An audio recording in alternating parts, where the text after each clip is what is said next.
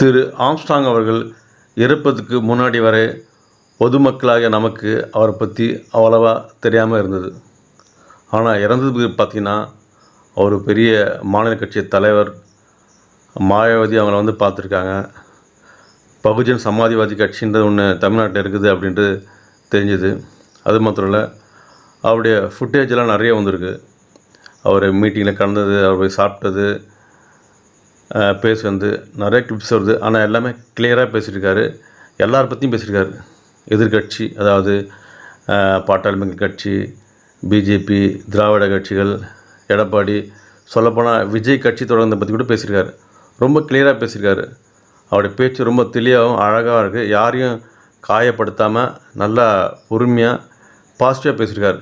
அவர் பார்க்கும்போது இப்படி ஒரு தலைவராக கொண்டுட்டீங்க அப்படின்னு கமெண்ட்ஸில் பார்த்தா எல்லாமே பாசிட்டிவ் கமெண்ட்ஸ். அவருடைய கொலைக்கு நியாயம் கிடைக்கணும், உண்மையான குற்றவாளிகளை கண்டுபிடிக்கணும்னு சொல்லி தொடர்ந்து போராட்டங்கள் நடந்துகிட்ருக்குது. நிறைய பேர் அவரை பற்றி பேசுகிறாங்க, நிறைய பேர் அவரை பற்றி பேட்டி கொடுக்குறாங்க.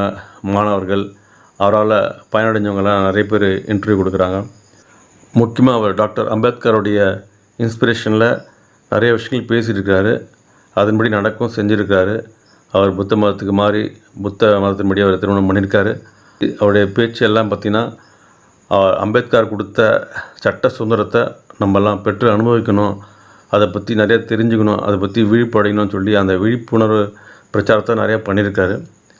ஸோ அப்படி ஒரு தெளிவான மனுஷனுக்குள்ளே ஒரு நெகட்டிவான ஒரு ஷேடும், நெகட்டிவான சில விஷயங்களும் அவரை பற்றி கசிஞ்சிட்டு வந்துருக்குது. அது என்னென்னா, 2008ஆம் ஆண்டு சென்னை சட்டக்கல்லூரியில் 2 மாணவர் பிரிவுகளுக்கிடையே நடந்த மோதலில் பாரதி கண்ணன் என்ற பயங்கரமாக தாக்கப்பட்டார்.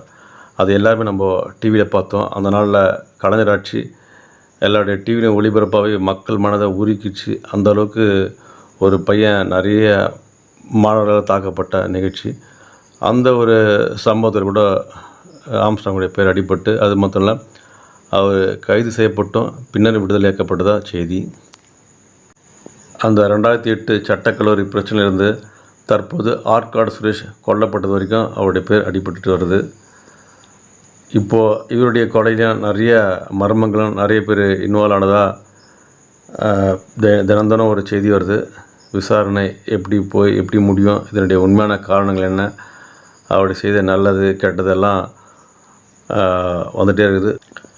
ஆம்ஸ்ட்ராங் நம்முடைய எல்லாருக்கும் ரொம்ப ஈஸியாக கனெக்ட் ஆகிட்டார். ஏன்னா ஆம்ஸ்ட்ராங்கிற பேர் நம்மளுக்கு ரொம்ப பரிச்சயமான பேர். நிலாவில் முதல்ல கால் வச்ச பேர் ஆம்ஸ்ட்ராங். அந்த ஆம்ஸ்ட்ராங் நமக்கு எல்லாருக்கும் ஞாபகம் இருக்கனால, அந்த பேர் நமக்கு ரொம்ப பரிச்சயமாக இருக்கனால இந்த ஆம்ஸ்ட்ராங்கை பற்றி தெரிஞ்சுக்க எல்லாரும் ஆவலாக இருக்கிறோம். விரைவில் நல்ல நியாயங்களும் நல்ல நேர்மையான தீர்ப்பும் கிடைக்கணும் அப்படின்னு நம்ம காத்திருப்போம். பார்க்கலாம். அவர் எந்த இடத்துலையும் தனியாக ப்ரொஜெக்ஷன் பண்ணியவே இல்லை. இப்போ தனியாக சாதி கட்சிகளை நான் பார்த்துட்டேன், சாதி சங்க தலைவர்களை பார்த்துட்டேன். எல்லாரும் அவங்க ஓட்டர்ஸாக தான் பயன்படுத்துறாங்க. நீ எனக்கு கீழே இருக்கணும், ஆனால் ஓட்டு போடணும். ஆனால் அவர் நினைக்கவே இல்லை. பவருக்கு கொண்டு வரணும், எம்பவர்மெண்ட்டுக்கு வரல. ஆம்ஸ்ட்ராங் தெளிவாக இருந்தார். அதுதான் அவர் இன்னைக்கு வந்து இவ்வளோ பெரிய மனதிலையும் நீங்காமல் இருக்கிறார்.